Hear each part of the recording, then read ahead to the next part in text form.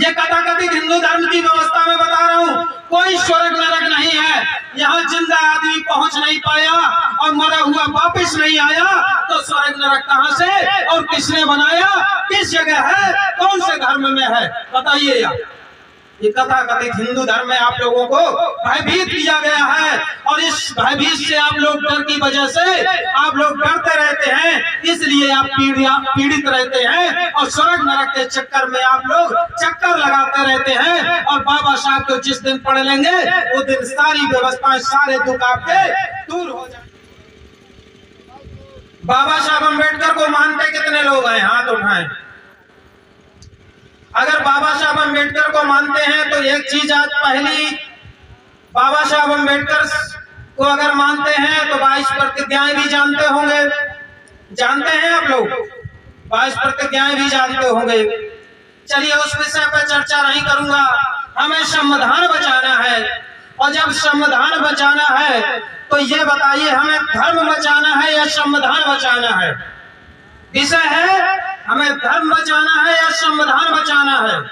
संविधान बचाना है ना, तो संविधान अगर बचाना है बहुजन के साथियों, तो सबसे पहले आज इस मंच पर बैठे हुए हमारी बहनें और उपस्थित हमारे भाई, सबसे पहले अगर बाबा साहब के आप लोग मिशनरी हैं, बाबा साहब को मानते हैं, बाबा साहब को जानते हैं, तो साथियों सबसे पहले एक श्लोक सुन लीजिए जो धर्म का है। तो आप लोग धर्म बचा रहे हैं या बैठ करके हम लोग संविधान बचा रहे हैं, इसको आप लोग समझिए, मैं किसी की त्रुटि नहीं करूंगा। एक श्लोक है, एन बद्रो दान बद्रो महाबला महाबला, यानी एन बद्रो दान बद्रो बलि राजा महाबला तेन तोम प्रति धनामी रक्षो माचल माचल माचल। जिस तरीके से मैंने राजा बलि को छल करके उसकी हत्या कर दी, उसी तरीके से आज ये जो लाल धागा तेरे में बांध रहा हूँ, उसी आज के बाद तू मेरा गुलाम है, तू मेरा गुलाम है। मेरी बात को समझ में आ रही? अब आप जब लाल धागा बांधे होंगे तो धर्म की रक्षा कर रहे हैं या संविधान की रक्षा कर रहे हैं? पहली बात बताइए आप लोग, बताइए आप लोग धर्म की रक्षा कर रहे हैं यहाँ पर ये लाल धागा बांध करके कि संविधान की? कैसे? ये तो धर्म की बात है भाई। तो आज से सबसे पहले आप लोग ये लाल धागा काट के फेंकेंगे कि नहीं? हमारी बहनें भी पीछे बैठी है जो संविधान बचाने के लिए आंदोलन क्रांति कर रही, उन पर भी मेरा विनम्र अपील है कि आप लोग सब लोग पहले धागा बांधे, अपने आप में सुधार करें, तब हम संविधान बचा पाएंगे, क्योंकि हम तो धर्म बांधे बैठे हैं यहाँ। सच्चाई है कि नहीं? तो हम लोग संविधान बचाने के लिए सबसे पहले छोटी छोटी बातों पर ध्यान देने की जरूरत है। हम ही लोग अगुवाई करेंगे, हम ही लोग आगे बढ़ेंगे, और हम लोग जब आगे बढ़ेंगे तो दूसरे भी तभी समझेंगे जब हम अपने आप में सुधार करेंगे, नहीं तो सुधार नहीं हो सकता। चलिए आगे बढ़ते हैं। जैसे कि आत्मा, अभी हमारे आत्मा की बात आई, तो आत्मा का मतलब होता है हम लोगों को आत्मा, परमात्मा, भगवान, देवी देवता, ईश्वर से भयभीत किया गया और ठेकेदारों ने भयभीत किया।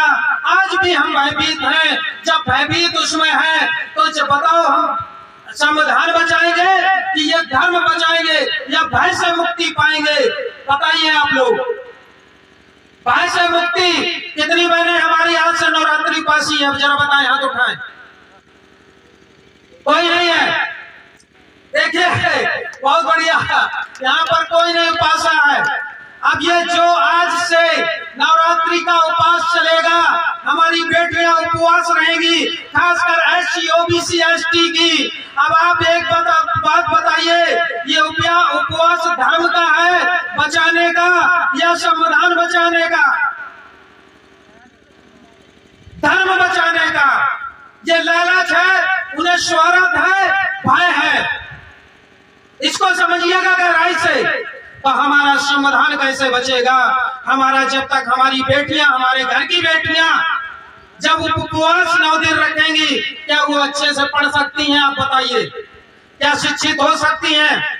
अच्छा एक चीज और बताइए, या कोई जब बेटी को पढ़ने, जब बेटी दिखने आती है, शादी होती है, तो शादी वाले जो लड़का पक्ष वाले देखने आते हैं तो क्या ये पूछते हैं बेटी कितनी सोमवार उपवास रही, कितनी नवरात्रि उपवास रही, ये पूछते हैं? या ये पूछते हैं बेटी बीए किया किस सब्जेक्ट से किया, एमए किया किस सब्जेक्ट से किया? तो बताओ जरूरत क्या है, शिक्षा या वो उपवास? आप लोग समझिए, ये बेटियों को समझाना है। शिक्षा जरूरी है कि नहीं? तो ये चीज अगर शिक्षा होगी तभी आप संविधान बचा जाएंगे। नहीं तो मैंने तो अखबार में भी देखा था, एक बेटी 13 दिन उपवास करके रही, और जब एक बेटी 13 दिन उपवास बन के रही तो उसकी मृत्यु तक हो गई थी। मैंने पिछली बार अखबार में भी देखा था। तो ये धर्म बचाने की विवशता तथाकथित हिंदू धर्म में हम लोग लगातार पढ़े रहते हैं, और हिंदू धर्म में वो 4 बड़ व्यवस्थाएं हैं, और 4 बड़ व्यवस्थाओं में हम लोग उसी में पढ़े हैं। हम लोग तथाकथित कहे गए ओबीसी, एससी, एसटी, शूद्र है, और शूद्र की पहचान उसमें तथाकथित अगर देखा जाए बड़ व्यवस्था में तो उसको गुलाम है, यानी कि सेवादार करना है, और हम उसी की व्यवस्था को ढोने का काम कर रहे हैं। क्या बाबा साहब ने यही मिशन दिया था? बाबा साहब ने क्या यही बताया था कि ये मेरे पुत्रों, ये मेरे औलादों, यही आपको काम करना है? सबसे पहले आपको हिंदूवादी व्यवस्था तथाकथित कहा गया धर्म, इसको खत्म करने की जरूरत है, अपने घर से निकालने की जरूरत है, घर से फेंकने की जरूरत है, तभी आपका बाबा साहब का मिशन पूरा होगा, नहीं तो अधूरा रहेगा। ध्यान रखिएगा। आप लोग शादी कराते हैं हिंदू धर्म से, उसमें बहुत सारे मंत्र पढ़े जाते हैं, मंत्र इतने पढ़े जाते हैं, सुबह से लेकर शाम तक मंत्र पढ़े जाते हैं। लेकिन मंत्र पढ़ते पढ़ते उसके बाद क्या होता है कि जब बेटी अपने ससुराल जाती है तो कई बेटियों को, आज उत्तर प्रदेश में नहीं पूरे भारत में कई हजार मुकदमे चल रहे हैं। मंत्र किसके चल रहे हैं जानते हो? हमारे हिंदू धर्म के भी चल रहे हैं। हम सबकी बात नहीं, क्योंकि हमारा दर्द हिंदू धर्म का है, इसलिए कि मैं पैदा हुआ हिंदू धर्म में, आज भी मैं हिंदू धर्म का हूँ।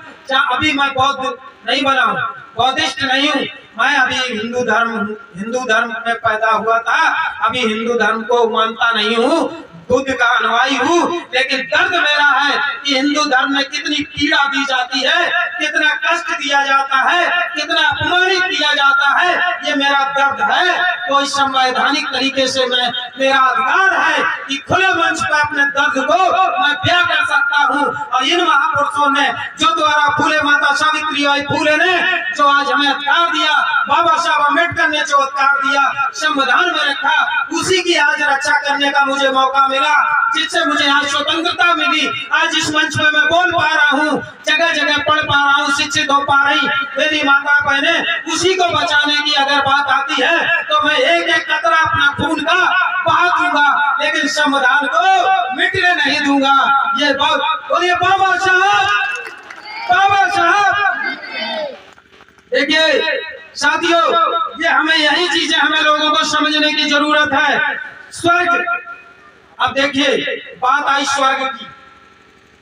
जब स्वर्ग की बात आती है तो मैं, अभी मेरी बहन जी बोल रही थी, स्वर्गीय हो गए कोई भी हो। अब जब ये बताइए, मेरे पास कार्ड भी आता है, किसी की मृत्यु हो जाती है तो उसमें लिखा होता है स्वर्गीय हो गए। अरे भाई मृत्यु तो हो गई, और जब स्वर्ग में पहुंच गए और उसमें लिखा भी आपका स्वर्गीय, तो फिर दुख किस बात का भाई? किस बात का दुख? पहुंच तो स्वर्ग गए हैं, अब किस बात का दुख? दो चीजें है ना, स्वर्ग और नरक। और जब भी कार्ड में लिखा होता क्या लिखते हैं आप? स्वर्ग। नरक खाली जगह पड़ी रहेगी। मेरी बात को समझिएगा, ये कथाकथित हिंदू धर्म की व्यवस्था में बता रहा हूँ, कोई स्वर्ग नरक नहीं है। यहाँ जिंदा आदमी पहुंच नहीं पाया और मरा हुआ वापस नहीं आया, तो स्वर्ग नरक कहां से और किसने बनाया? किस जगह है? कौन से धर्म में है? बताइए यार। ये कथा कथित हिंदू धर्म में आप लोगों को भयभीत किया गया है, और इस भयभीत से आप लोग डर की वजह से आप लोग डरते रहते हैं, इसलिए आप पीड़ित रहते हैं, और स्वर्ग नरक के चक्कर में आप लोग चक्कर लगाते रहते हैं। और बाबा साहब को जिस दिन पढ़ लेंगे वो दिन सारी व्यवस्थाएं, सारे दुख आपके दूर हो जाएंगे। ये आपकी व्यवस्था है। अब आइए आत्मा की बात। आत्मा क्या होती है सर, जरा संधि विच्छेद कर लीजिए। डॉक्टरी भाषा में मैं बताता हूँ, आत्मा का मतलब संधि विच्छेद करिए। आत्मा का मतलब तम का मतलब अंधकार में। ए मेरे समाज के शूद्र समाज के लोगों, समझो इस बात को। उन लोगों ने कहा, ए भारत के शूद्र मूर्खों, ये आत्मा के चक्कर में घूमते रहो। आत्मा का मतलब होता है अंधकार में। तुम्हें मैंने अंधकार में डाल दिया। परमात्मा का मतलब घोर अंधकार में तुम्हें आत्मा और परमात्मा में फंस कर इसी में भयभीत करके तुम्हें घुमाते रहेंगे और लूटते रहेंगे, और हम अपनी व्यवस्था को संभालते रहेंगे। ये तुम लोगों को ये आत्मा और परमात्मा के चक्कर में भयभीत किया गया। अब मैं सिद्ध करता हूँ, शरीर में आप लोगों के आत्मा है, परमात्मा है कि नहीं। देखिए मेरी एक बेटी भी जन्म की है, यहाँ बैठी है। डॉक्टरी में कहीं भी, विज्ञान में कहीं भी आत्मा नहीं पढ़ाया जाता हो, ना किसी वैज्ञानिक और विज्ञान ने ये सिद्ध किया है कि आत्मा होती है। ध्यान रखिएगा, ये कौन धर्म में है, कौन से कथा कथित हिंदू धर्म में है, विज्ञान में कहीं नहीं है। अब सिद्ध कर देता हूं क्यों नहीं है। हमारे शरीर से आप पानी निकाल दीजिए, वाटर निकाल दीजिए, पानी निकाल दीजिए, और पानी निकाल के बाहर कर दीजिए। डॉक्टर साहब, पानी निकाल के बाहर कर दीजिए, तो बताइए शरीर क्या होगा। भाई बताइए, मर जाएगा कि नहीं। जब पानी खत्म हो जाएगा तो मर जाएगा कि नहीं, मर जाएंगे ना। तो फिर मैंने आत्मा को तो छेड़ा ही नहीं। आत्मा तो अजर अमर है, बहुत शक्तिशाली है। मैंने तो आत्मा को छेड़ा नहीं, और जब आत्मा को छेड़ा नहीं, मैंने सिर्फ अपनी बॉडी का पानी निकाला, और जब पानी निकाल दिया फिर मैं क्यों मर गया। आत्मा को तो जिंदा रखना चाहिए, वो तो अजर अमर है, ताकतवर है, शक्तिशाली है। इससे भी आपको भयभीत किया गया। इस शरीर में बुद्ध ने कहा सिर्फ तुम्हारे 4 तत्व शरीर में है, और इसका भी तरीका बताया बुद्ध को। जब पढ़ेंगे आप, त्रिपिटक को पढ़ेंगे आप लोग, तो पता चल जाएगा कि इस शरीर में जो है हम कहाँ से पैदा होते हैं, और मृत्यु होती है कि हम स्वर्ग जाते हैं कि नरक जाते हैं, इसका भी तर्क दिया। ये सब बेकार की बातें हैं।